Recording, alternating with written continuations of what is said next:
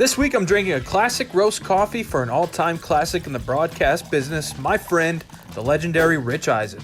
This is a Cup of Joey with me, Joey Molinaro. All right, here we go. Cup of Joey with Rich Eisen. You know him, you love him, NFL Network, broadcasting legend. What's going on, man? Hell of an intro, Joey. Hell of an intro. Is that a product placement too? Is that a smooth product placement by you? Are you required to start every one of your Cup of Joeys with that face front with the logo? Has not been brought on with Cup of Joey, but it is Barstool, one of our folks, Duncan. So that's odd. That's odd that Portnoy would be tight with Duncan. Like that's such a Boston thing. I mean, that's such a Boston thing to be tight with Duncan. Boston? I had no idea. I'm not familiar.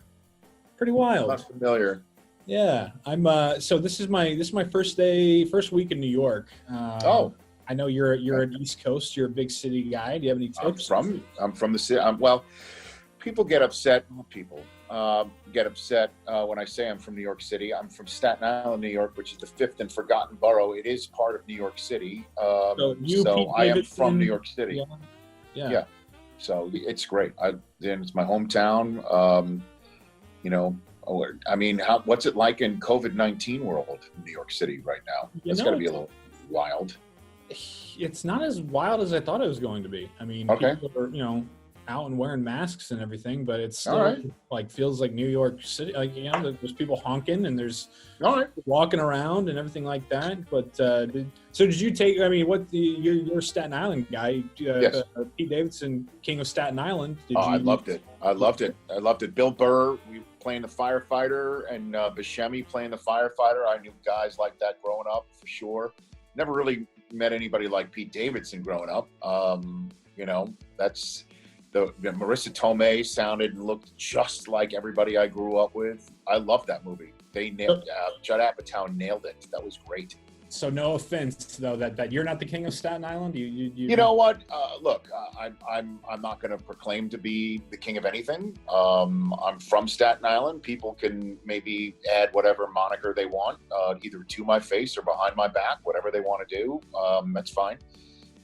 Colin Jost is from Staten Island as well, and he's an SNL guy, so I imagine he would probably have pole position with the Pete Davidson crowd for such a thing. Growing up there, Steven Seagal lived there. Technically, he holds maybe title. Method Man from the North Shore of Staten Island. You mentioned two SNL people who are there right now, and Jost and Davidson.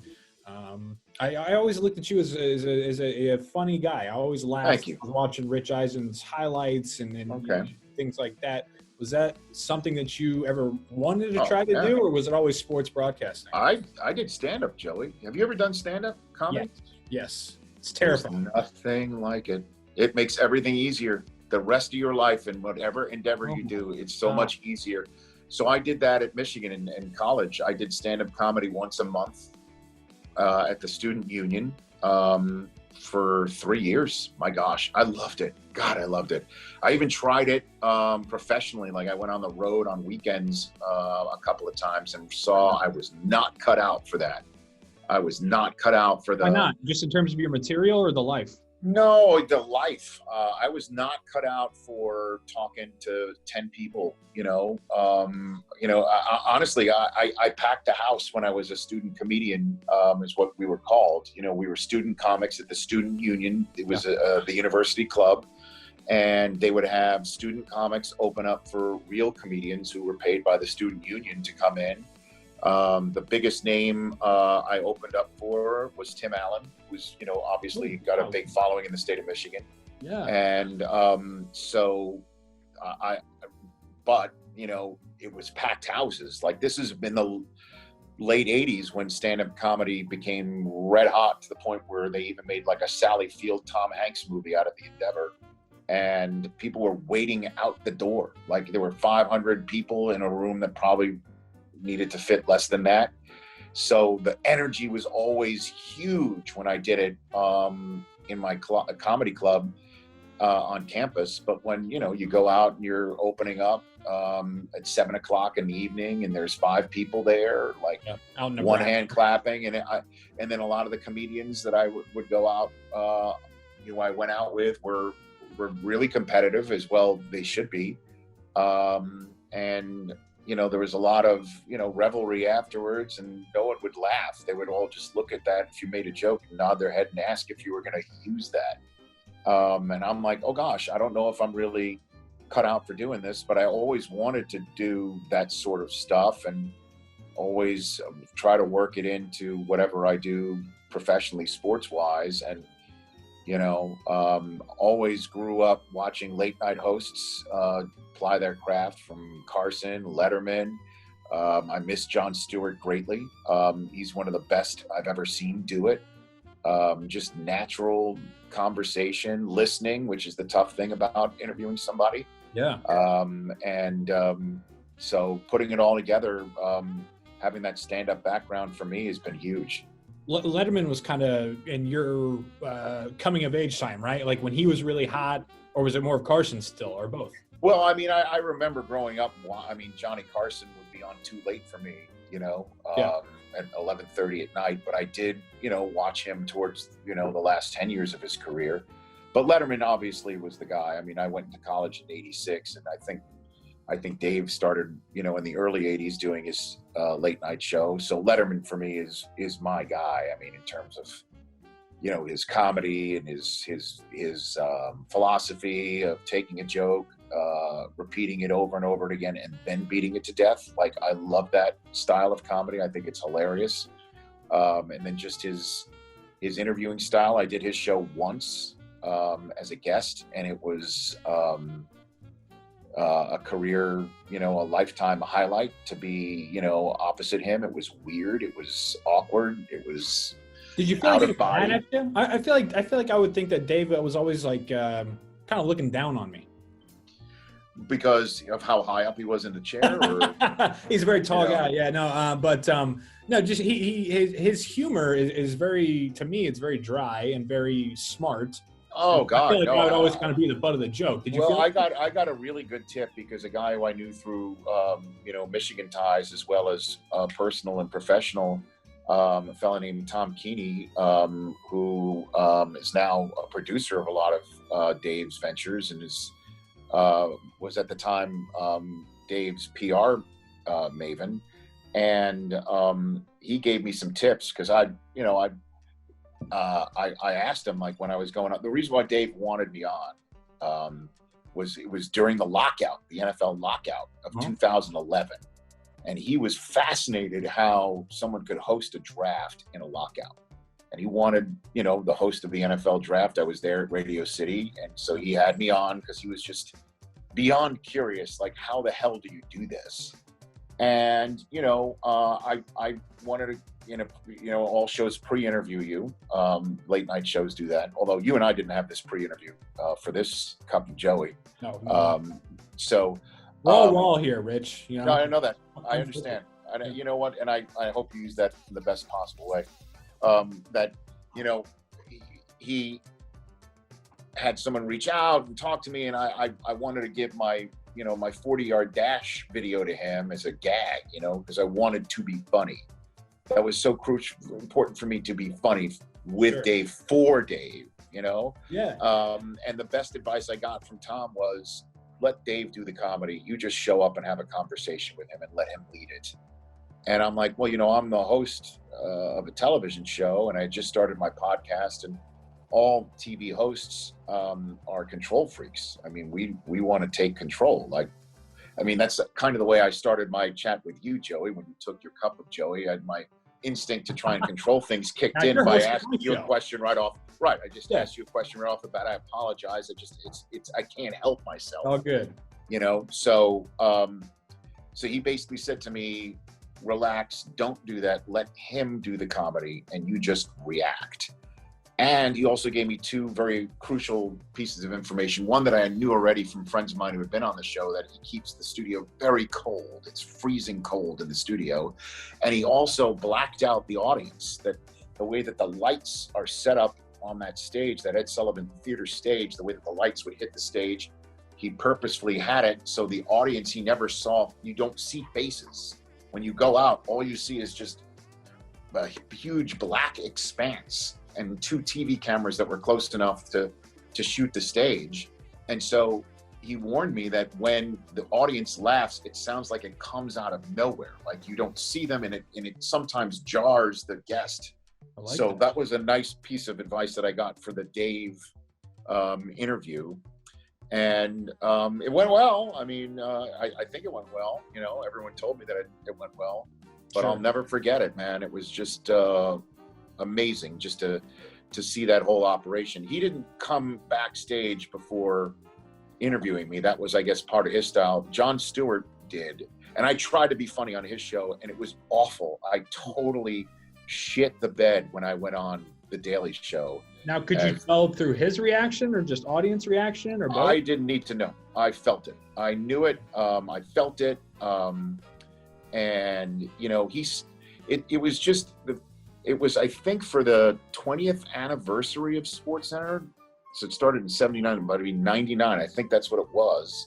Either 99 or it was it was for the 20,000th SportsCenter. That's what it was. And all the on-air, you know, all the SportsCenter anchors got appearances assigned to us for the publicity. I think Dan got on Letterman's show, and I forget who else got what assignments. I got the assignment of The Daily Show, which was... You were psyched. Oh my God. I was like, perfect. I'm like, I am on, I'm going, and this is great. And, you know, and this was Jon Stewart had just begun hosting it, and he just began cursing on his show. Yeah. Like, you know, where Comedy Central would bleep out all the curses. Right. He had just begun doing that. So I remember it started with, and I came up with a couple of lines that I was absolutely going to use because I knew it would be funny, and it was a total awful way to approach it, especially because well, he snapped off a Doc Gooden midnight to 6 p.m. curveball on me, like to start, where I think his first question was, you know, after he introduced me and I sat down. And I think it was something along the lines of 20,000 sports centers. Man, that's got to be a whole bunch of bullshit, huh? Like that. And I was not expecting that at all. Totally threw me off. And he wasn't doing that to big time. I think he was just doing that to have a conversation, you know, because he came back before when I was in the green room. And he chit-chatted with me. Couldn't have been nicer, put me totally at ease. Seth Meyers has done that too. He couldn't be a nicer guy. And, did you know Stewart from growing up? Because he's also an East Coast guy, right? I mean, do you ever...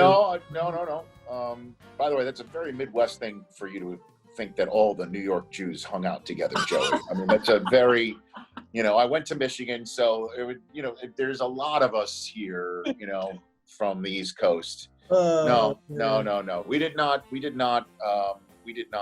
know each other, but I was a huge fan of what he did, and you know, he watches sports, so he knew what I did from SportsCenter, and oh God, I can't watch it again. I mean, it's out there on their website.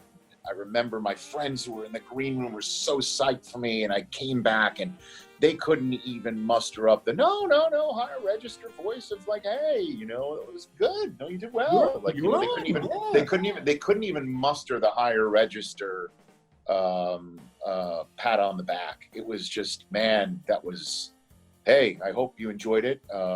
Let's go get something to eat. You know, like that's what it was. Like, get plastered and forget this even happened. Well, how did we get on this subject? I was going to say, now what's going to happen is that me and however many people watch this, immediately what I'm doing after this is going to look that up, because I have to have a reference here.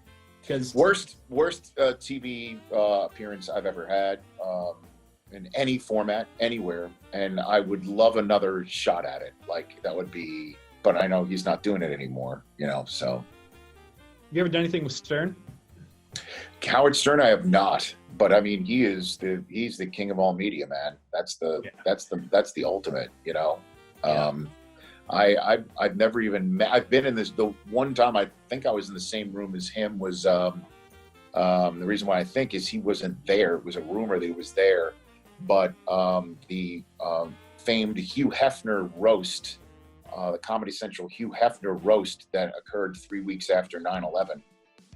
The one that they made the Aristocrats movie out of because of the awful appearance that Gilbert Gottfried had that he saved with the old Aristocrats joke. Yeah. The famous moment where he comes out. Jimmy Kimmel was the roast master that night, and my buddy Jeff Ross invited me on the dais. Trump was on the dais. Steve Carell was on the dais. So was Colbert. Oh my God, it was unbelievable who was on that dais.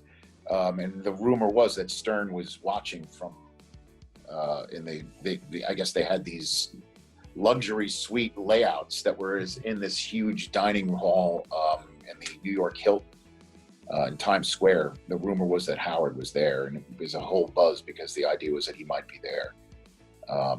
What a night. That was one of the greatest nights. And I guess to bring it all full circle, that I'm just such a huge fan of roasts and stand-up comedy, and what you do and what you're doing right now. Thank you. Is, honestly, I see what you're doing, and what you're attempting to do, and how you're doing it very, very well.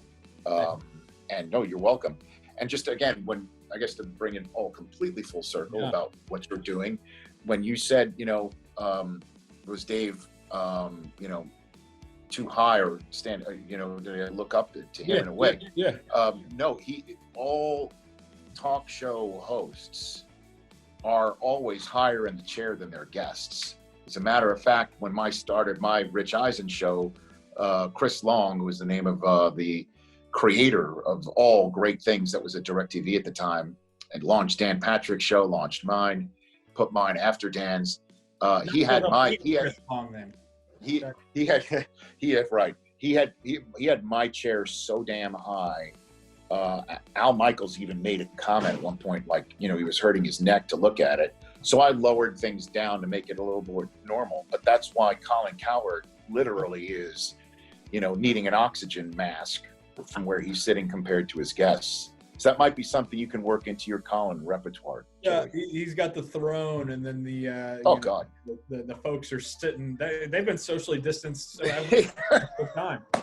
Because he's up here on his throne all the way over there. Hey man, he's very successful. He's very successful, and that's what you need to do to set up your studio to be pandemic friendly. Even though it's all about preparation, Joey. It's all about preparing. Out of the game, yeah. But that's why I brought up Stern, is because congrats, NBC Sports Network. Yes, thank you. And Peacock. Right? Yeah, the Peacocks. I'm becoming a streamer. Yeah. I'm becoming a streamer. That's starting up. My show's starting up again on August 17th on NBCSN. And then I'm going to be streaming on Peacock exclusively starting October 5th. So everybody should get Peacock. It's free. I'll be in front of the old paywall every day from 12 to 3 Eastern doing my show from the same spot, same time, same everything. It's just a different spot in this growing, changing world of of how you distribute and create and execute a talk show. I'll be doing it every day, and it'll be on a streamer now. Yeah. So are you gonna have to hit that Stern, the WNBC? That's right. I try to do that. I did that when I did Thursday Night Football on NBC when they put me on the halftime show. And I did it the first time. I'm going to be right back on NBC. And, I felt so proud of myself. And this is my stand-up background, Joey. Like, if nobody laughs, if I don't hear the immediate feedback, I think that a joke has totally fallen flat. But how do you do that when you're, are you like Michael Irvin to laugh? Or no. Yes. In this case, though, to my left was Tony Dungy, who I don't believe has ever seen Private Parts. I don't and doesn't doesn't know about, anything from the Stern oeuvre, I believe. They don't really align with the same beliefs. So I do NBC, and I feel so proud of myself. And I turn to my left, and Dungy's like, nothing. No, you didn't know. Tony wasn't the right audience for that. So, but you know what, though? If it makes you feel any better, yes. I don't remember how long ago it was, but little Putsy Joey was watching. Putsy Joey. And I heard you rip the NBC, and I go, oh yeah. So I go to my Twitter feed, and it just lit up with everyone from the Stern audience. I'm like, no, okay, got it. Okay, it landed. I just need to know if something's landed. That's it. Exactly. How about your boy Harbaugh dropping some facts on Monday about the college football? Hey man, if the B1G's tapping the helmet, nobody asked Harbaugh. So yeah. Look, I always feared that college football would be, and college sports would be the entity or the platform that would have the most trouble under the current world of what we're living in. And it looks like that's going to be the case because it's the least uniform of all the sports. Players beginning to try and make it uniform, I think, has a lot to do with presidents and athletic directors wanting to head things off at the pass. That there's obviously people who want to make sure that everybody is healthy and safe too. But Harbaugh went through it. I mean, he created the protocol. I can totally understand a coach or any program that has created the protocol, has executed the protocol to a point where, as he pointed out, there's been 0 positive tests in the last 370 some odd tests at the University of Michigan football team, to then be told, it's not safe enough. But the problem is what if Rutgers doesn't have that? What if other people within your conference don't have that? And now that you're keeping it in conference, it gave you a better shot of it. Yeah. I don't know, man. I don't know the answer to it. I do know that the NFL is giving it a try, and it seems to be, knock on wood, going as well as possible with training camp beginning to really ramp up.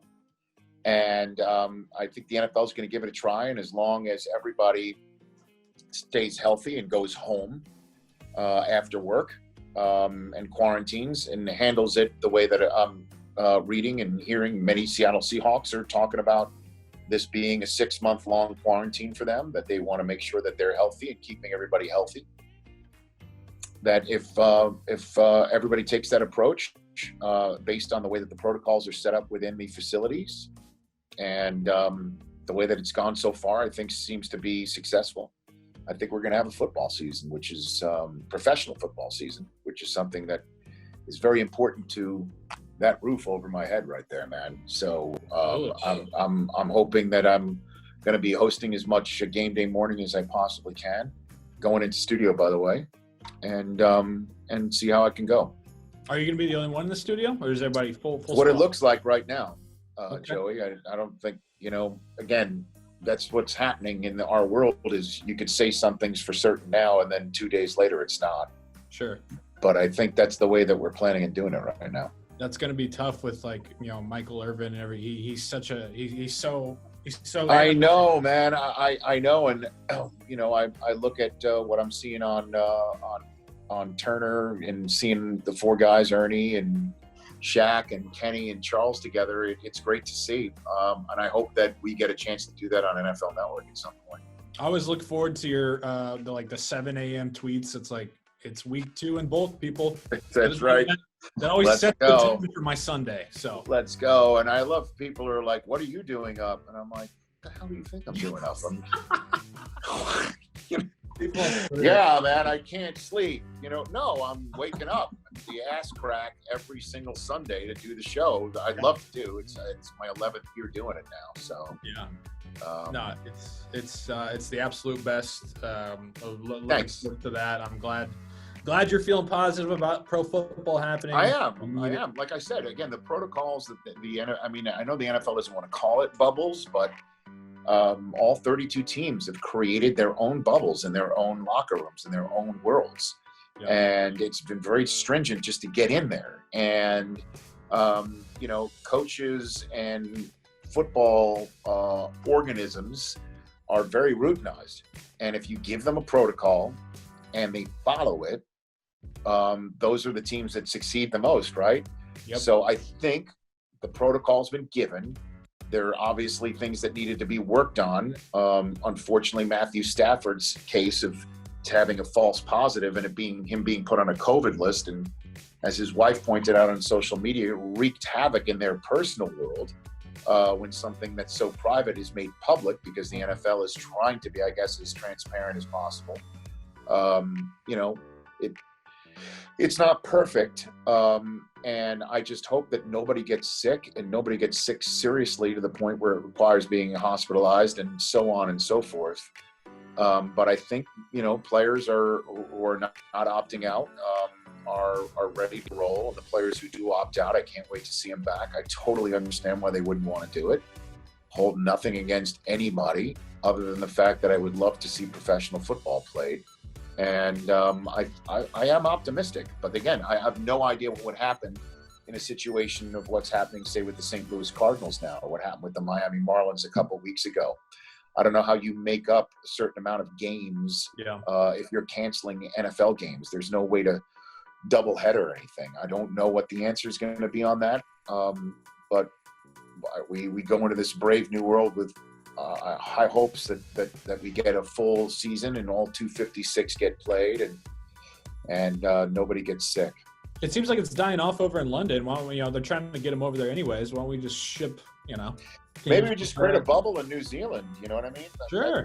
We'll see what happens. Do you think that's why so many Patriots are opting out, though? Because they know that Belichick is just going to be on their ass so much that they're like, hey, man, I can't do it regularly, barely. Now with all these restrictions, I'm out.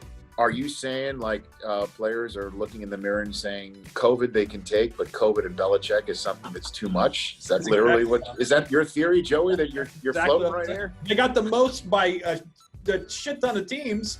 I think they're saying, man, Bill Belichick, I'm not going under his wagon. Hey, I didn't have to work for him, but I worked with him on that NFL 100 all-time team show. That was amazing being around him. Yeah. Hearing the way that he would just have at his fingertips such a working knowledge about things that have happened in the NFL in the last 50, 100 years, and how he can use that to his advantage on a 3rd and 2, on a 4th quarter, in the 30-degree situation. The way that he boils it all down situationally was one of the most amazing things to have a front row seat for. And I remember calling my wife up, who's a diehard Patriot fan, and I'm like, I don't know how anybody can beat him. You know what I mean? Like, I don't know how anybody has the ability to get an advantage on this guy. I don't know. The worst part, though, was that's not a great audience. So I mean, well, you know what? I did make him laugh a couple of times, Joey. I got to be honest with you. Wow, that's one moment that didn't make the show. It hit the cutting room floor, which I'm a little bit disappointed in. Was Ed Reed and Dion were together, and by the way, Dion, I think is you're going to hear more of his name soon enough, Joey, if you already haven't. But at any rate, that's just a little. I don't know what that. That's a little Easter egg that when it opens up, that little Easter egg opens up, you'll go, okay, I get it. We could just leave it at that. Okay. But Dion, that's all right. No, don't worry. You're going to be very happy with it. With Ed Reed and Dion together, and Dion, who knows Ed Reed since he was literally a football baby, and knows everything about Ed Reed, and he's an incredible broadcaster, so he knows how to make a segment even better. He turns to Ed at one point and says, Ed, tell the story about the Jets. So Ed tells the story about how he joined the Jets after the Ravens, and he realized within a week or two, based on the fact that the players that were on the team were so undisciplined and nothing like he'd ever seen in Baltimore. And the whole situation was so unraveled in the locker room in a way that he'd never seen in Baltimore. He said that he had realized within the first couple of days and first couple of weeks that he was being brought in to help coach the team as much as play for. that he was being brought in for his certain knowledge and his certain ability to bring in for leadership skills and straighten stuff out that clearly the front office, by putting a hodgepodge together like that, and also the coaching staff, I think it might have been Ryan, was having trouble doing themselves. That's what he said. At which point, I'm have to go to break, and I just say, sitting at this table, and Collinsworth's to my right, and Belichick's to his right, and Ed and Dion are right in front of me. And I say, well, this is several shows in to our NFL 100 all-time team series, but knowing, Coach Belichick, your affinity for Ed Reed, as well as the fact that Ed's story was about total dysfunction of the New York Jets, this might be your favorite segment of this entire series. At which point I look over to my right just to see, is he smiling? Tell me he's smiling. And he just, like, with this big shit-eating grin on his face. And I told NFL Films people, I'm like, you've got to put that in the show. And I don't know, for whatever reason, timing purposes, because they would put stuff in, that was a little off center. That didn't make the show. But I bet it really was his favorite segment of the show. I don't doubt that. And I think probably the Belichick mob kind of got to them beforehand. He didn't want I don't know, man. I don't know. No, he didn't want to give any extra motivation, none of that to them. He was great because, again, at the end of that shoot, we shot all of those shows in a day and a half, and we were wiped out. I mean, seriously, we were all totally wiped out by the end. But I pointed out to everybody on the production that we'd shot it in May of I guess last year, 2019. Yeah. And so, which feels like 10 years ago now. So we shot it in May, and it wasn't going to air until, November. So they wanted to keep everything quiet and under wraps. And so they told everybody who appeared on it, please do not post on social media at all. And the first show that we did was the quarterback show, where it was Brady, Favre, and Staubach in studio. And then we shot the wide receiver show next. And that was Jerry Rice, Randy Moss, and Larry Fitzgerald in studio. So when the quarterbacks left, the wide receivers were coming up. And sure enough, they met, all six of them, in the green room. And Randy Moss snapped a photograph of them and put it up on the spot. And yeah.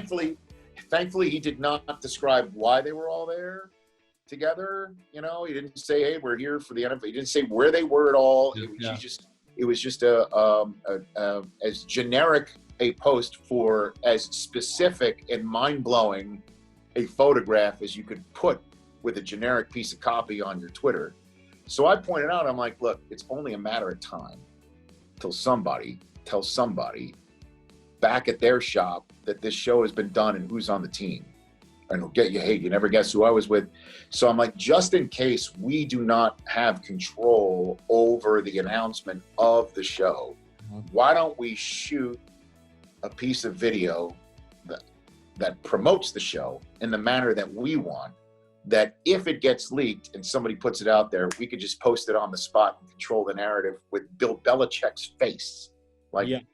There's a difference between, hey, I hear Bill Belichick's co-host the show, and that's somebody else's tweet in black and white, as opposed to seeing Bill's face on the set. Like that, we could immediately grab the narrative back and promote it the way that we want. Everybody loved that idea, but when you're shooting all these shows, it took forever. And that's the last thing we're going to do is stop down and do that thing.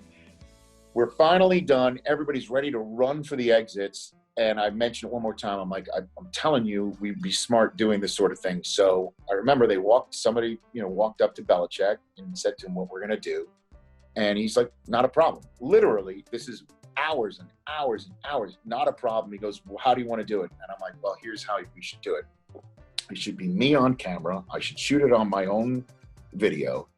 And then Collinsworth should slide in like NBC Sports, like the Sunday night Collinsworth slide in. He's next. And look who it is also. And I turn my phone and it's Belichick. And I'm like, and then you say, are you putting this on my face or Snap face or whatever, and that's the way we do this thing. Done. We did it one take. He thought it was hilarious or No way. fun with it. Oh yeah. Did it in one take to the point where, the light really wasn't great on his face, but NFL Films did their best it was on my phone. Like, might be able to actually call it up. Yeah. You want me to call it up and play for you right I here? would love that, because I don't know if I've ever seen that. And I thought Is that right? I thought for sure Bill would be like, I shot it on my phone, so I should have it here. Hold on a minute. It's one of those things where I can get to the month. Okay, this is May of 2019. yeah. Collinsworth's the best, by the way. I mean, but he's awesome. Collinsworth is the greatest, period. He was a Rolls Royce, man. Just working with him. Just so and by the way, in terms of also, too, he could sit there when Mel Blunt's talking about it. He goes, oh, yeah, I remember when I was a rookie and I walked, and I lined up against Mel Blunt. Okay. We talk about Paul Brown. He goes, yeah, I was in the cold tub and Paul Brown was walking through it. I'm like, you know what? He has been there and done that as as called everything, Oh, here it is. All right, here we go. Let's check this out, yeah. Here we go. I think, can you see it? Films and look, here's one of my analysts right here sliding in, as only Chris Collinsworth can do. Well done. And then here's one of the other analysts. Yes, that is none other than Bill Belichick. It's social media, coach. My parents on Snapface. That's right.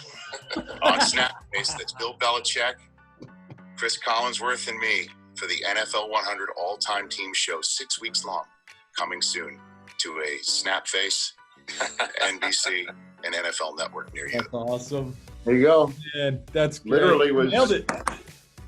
One take, and then I looked at it later, and the faces are all been blown out with the light, whatever. But I think so I got nothing. I got nothing to say about Bella. Again, I don't have to work for him. Yeah. But working with him was dynamite. Right. Dynamite. I think Collinsworth's face is like permanently melted in that smile. Have you ever seen him without that smile? Whenever, it doesn't matter what's going on, he's talking, he's still dropping the smile, man. It's unreal. I know, man.